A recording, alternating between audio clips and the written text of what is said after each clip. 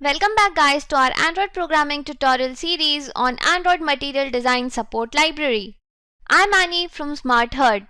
In the previous video, we had learned about the AppBarLayout implementation in our Android application. In this video, we will learn implementing the Collapsing Toolbar Layout in our Android application. We will implement the Collapsing Toolbar Layout in the Android Studio.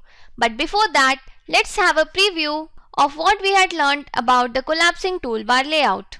We had learned about the Collapsing Toolbar Layout that it will be the direct child of the AppBarLayout, which will be enclosed within the Coordinator layout. This Collapsing Toolbar Layout responds to the scroll event and provide the collapsing property to the child view. Here we will be implementing the toolbar and the image view into our Collapsing Toolbar Layout. The sibling views, as mentioned earlier, can be the toolbar, image view, tab layout. As I already said, we will be implementing the toolbar and the image view in our demo application. So let's move to Android Studio and start implementing our code for the Collapsing Toolbar Layout. I have created a new project for the Collapsing Toolbar Layout. In the source directory, in the main directory, in the resource folder, in the layout directory, we have the same two XML files, the activity main.xml and the item nested scroll view.xml. This file, item nested scroll view.xml, is same as the AppBarLayout application which we had made in the previous video. In activity main.xml, the codes are same as the AppBarLayout again. I have defined a coordinator layout as the root layout, inside which we have the AppBarLayout and the nested scroll view as the sibling of the AppBarLayout. In the AppBarLayout, we have the toolbar as its child view. The only difference here is the height of the AppBarLayout. I have set it to 256 dp. You can change it as per your wish. Now, as discussed earlier in this video, for implementing the Collapsing Toolbar Layout, it has to be made as the direct child of the AppBarLayout. So let us start implementing the code for the Collapsing Toolbar Layout as the child of the AppBarLayout and the parent of the toolbar. Now I have implemented the code for the Collapsing Toolbar Layout. Its ID, the layout width, height, the attribute of fits system window is set to true, and the expanded title margin start I have set it to 40 dp, which implies this title will have the margin of 14 dp from the start. In my main activity.java, I have defined the toolbar and set its title to toolbar title. After this initial setup of Collapsing Toolbar Layout in our application, let us run it and see what are the changes that has been made. We have our application up and running. This is the AppBarLayout which we had provided the height of 256 dp. On scrolling this nested scroll view, nothing happens. We have this toolbar title at the bottom of the AppBarLayout. This is the toolbar within the Collapsing Toolbar Layout, which has its title defined at the bottom of the AppBarLayout. Now we need to make our application in such a way that this toolbar responds to the scroll event of this nested scroll view. Let us again make changes in the codes and come here again. We need the Collapsing Toolbar Layout to respond to the scroll event. So let us provide the scroll flag attribute here in the Collapsing Toolbar Layout. I have defined the layout scroll flag attribute of the Collapsing Toolbar Layout as exit until collapsed with the scroll property. And now let us set this title of the toolbar using the Collapsing Toolbar Layout. So in our main activity.java, we need to define the Collapsing Toolbar and set the title for the Collapsing Toolbar. Here I have defined the Collapsing Toolbar Layout and then set its title to Collapsing Toolbar. The title for the toolbar which I had set was toolbar title, and so to differentiate it, I have changed the title to Collapsing Toolbar. Now with the implementation of this Collapsing Toolbar title and here the layout scroll flag having the value of scroll and exit until collapsed, let us run our application and see the changes that has been made. Now here we have our application running. This is the Collapsing Toolbar title which I had set in the main activity.java. Now let us see what happens with the implementation of this scroll flag attribute for the collapsing toolbar layout. On scrolling upward, we see the scrolling event getting the response.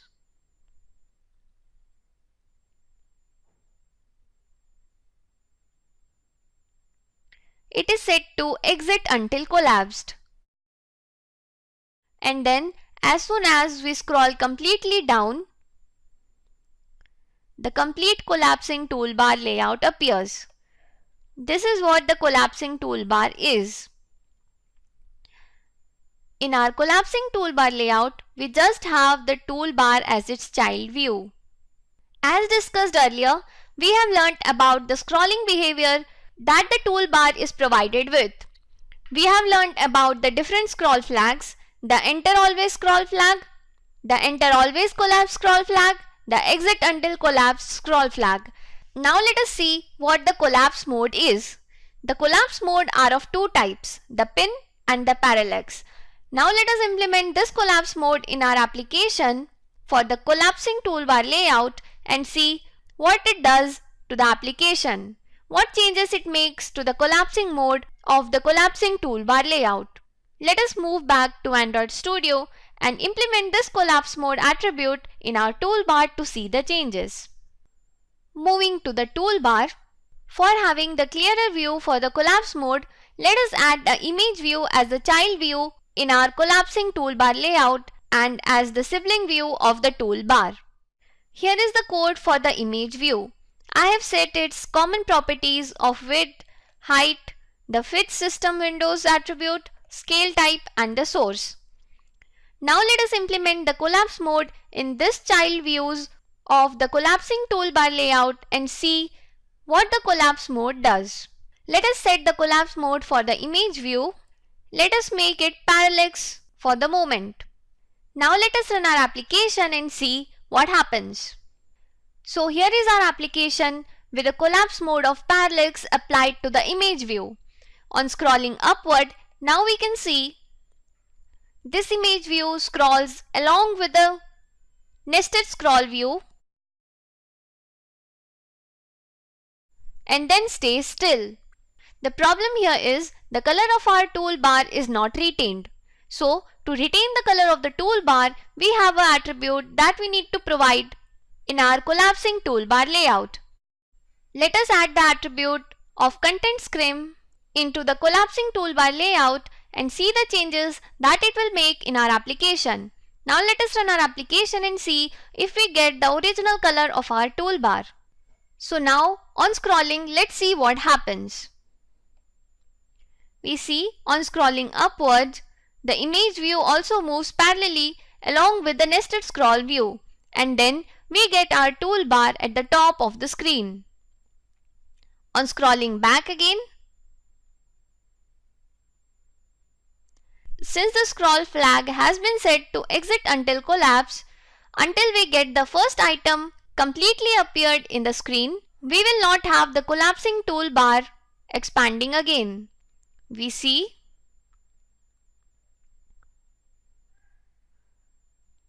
this is the way the parallax collapse mode works. It moves parallelly along with the nested scroll view. Now let us change this to pin collapse mode and see the change that appears in our application. Now let us see what happens on scrolling upward. We see when we scroll up, this image view is pinned with the collapsing toolbar layout. We see it moves upward .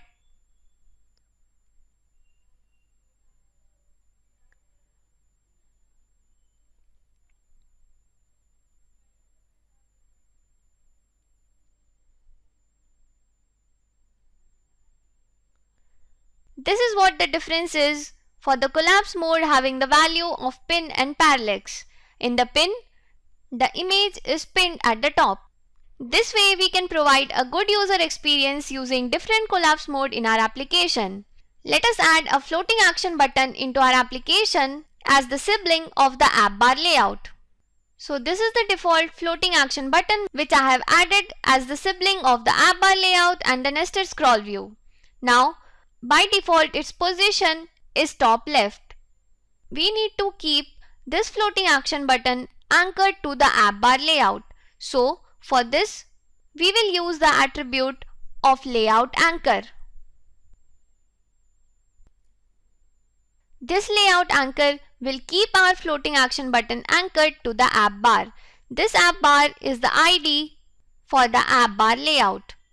Now, we will set its gravity to bottom right. So here we have our floating action button anchored to the app bar layout in our application. Now let us run our application and see how it looks. So here is our application with the beautiful floating action button and image view in the collapsing toolbar layout. Here we have the collapse mode for our image view set as pin. So this way it is pinned to the app bar layout and moves upward remaining pinned. We have provided the collapse mode only to the image view in our collapsing toolbar layout. Same way, you can also implement the collapse mode in the toolbar layout.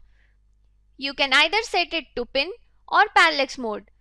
I would like you to implement it yourself and see the changes in the behavior of the toolbar. Do comment in the box below whatever changes you get to see. A small tip for the implementation of the collapse mode for the toolbar. Add the menu item in the toolbar for better understanding of the collapse mode implementation in the toolbar. So, share the observation for the collapse mode implementation in the toolbar. This way, by not being selfish, will help you as well as others to learn and explore more and more.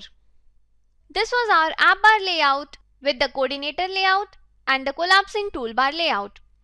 We implemented the collapsing toolbar layout as the child of the app bar layout, which was again the child of the coordinator layout.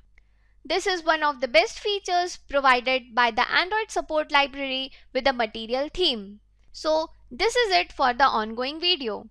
Here ends the collapsing toolbar layout.